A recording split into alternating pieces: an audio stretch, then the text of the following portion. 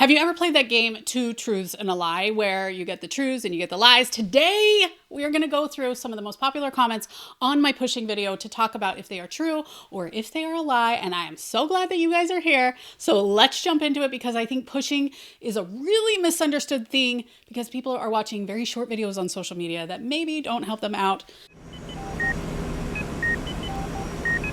Let's get going. Okay, the first one talks about pushing before it is time. This one is a truth, but it is rare. It's actually one of the reasons why we need to check your cervix. If you feel like you're super pushy and we're not seeing the baby's head, very different if we see the baby's head, then we need to check your cervix to make sure that it's all out of the way before you start pushing. Because if there's still some cervix here, the baby's head can actually tear the cervix, which is really problematic. So before you push, most often we will want to check your cervix just to make sure that it's all out of the way and you're good to go to push. And there are people who really get that urge, usually because baby is very low and the cervix is just really stretching over that baby's head.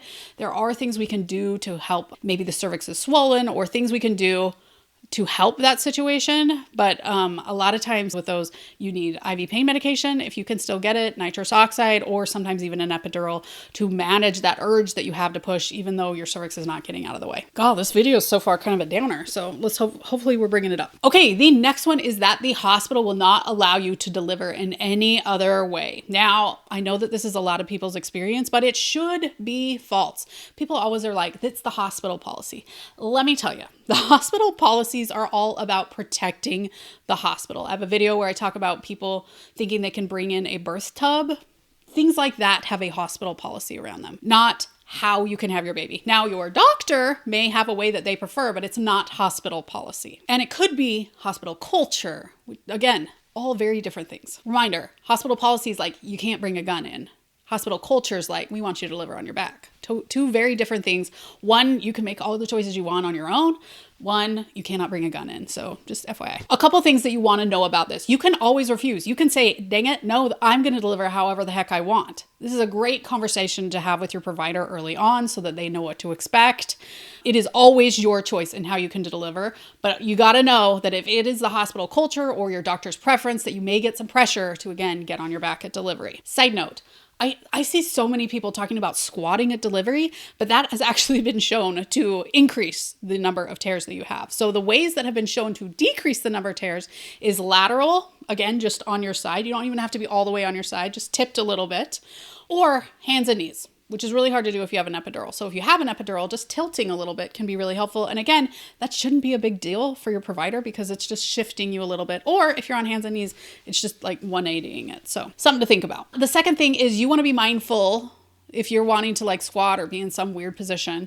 Are you okay with your doctor having like very minimal experience delivering that way? One of the best things that providers do at delivery is support that perineum and help you to push in a way that doesn't tear it. And so they're using their experience to do things like that. If you think you're good to go without that, that's something to think of, but a lot of people don't want to be the first one. I am here to tell you that I wish providers were better at doing this, but a lot of them aren't. So mention it. Maybe they'll get some education on it, but it's just some things to think about. Again, totally your choice on how you decide to deliver. I'm also here to remind you that there are two different kind of phases of pushing. One is while baby is still high and we're getting it down into the birth canal, right? And the other one is right as the baby's head is coming out. These are two different pushing things. So you can push however the heck you want early on, as long as you can hold yourself up, epidural people. But pushing right at delivery is usually when the tearing happens. So two different types of pushing, and that's important to keep in mind. Again, squatting while baby is early on, if that feels really good to you, totally can do it. It just, is squatting the best thing to do right at delivery? That's the question. And studies have shown you're more likely to tear when you squat. And again, I have a whole video on preventing tearing that I'm going to link to down below if you want more information on that. Okay, the next truth or lie is the fetal ejection reflex. Now, in general, I think it's a lie. I hear a lot of people online telling how they had a fetal ejection reflex. And yes, it does happen. And I will say it happens more frequently when you've already had a lot of babies and your birth canal is a little bit more stretched out. For those of you who have no idea what I'm talking about, it's when you get this giant urge to push and you deliver the baby in just like 5 pushes. You very quickly have the baby. For most people, they don't experience that. It takes a while to get the baby down into the birth canal. So I just don't want everyone thinking they're going to experience the fetal ejection reflex, but know that there is a wide variety. The average pushing time on your first baby is 2 hours. So that's important to know. And some people go shorter, like any average, and some people go longer. And I'm here to say that as a nurse, if you get that fetal ejection reflex, especially if the doctor is already there, I'm here for it. I'm a huge fan of the fetal ejection reflex. I'm just here to say it doesn't always happen as much as people wish it did. Okay, the next one that I get in my videos a lot is that I'm putting down physical therapists in the videos. And I love physical therapy. I'm constantly telling people to go to a physical therapist. And I know that physical therapists see the after effects of pushing. However, they are not in the room when the patient is trying to push. And that's a big difference. A lot of these physical therapists have had their own baby and had something that worked for them, but they haven't seen thousands of patients. So I think it's really important to take your pushing advice from someone who's seen thousands of patients push out a baby. I wish open glottal pushing worked for a lot of people, but for a lot of people that absolutely does not give any progress to a baby that maybe is a little bit big for them. So it's really different depending on how your baby's positioned and stuff like that. Again, I have a video on breathing while you're pushing, and I'm going to link that one down below for more information on that open glottis, closed glottis stuff. But I'm never here to put down physical therapists. I'm just here to say maybe they should stay in their lane of rehabbing your pelvis after. I think it's good that they give, techniques and information, but be careful about how much you rely on them because they don't really push with patients, but they do see the after effects, and I can definitely respect that. Okay, the next one is that this gal mentions that her provider was there at delivery, and I'm here to give that, it happens every once in a while, but mostly a false. Usually when you are pushing, again, I mentioned that the average pushing time is 2 hours. Your provider is not there. I'll call your provider and tell them we're starting to push so that they can get an idea. But, when baby's up high, I am the best one to help you push. Usually providers, doctors especially, midwives are usually a little bit better because usually they've been labor nurses. They're not so great at teaching and helping you to push.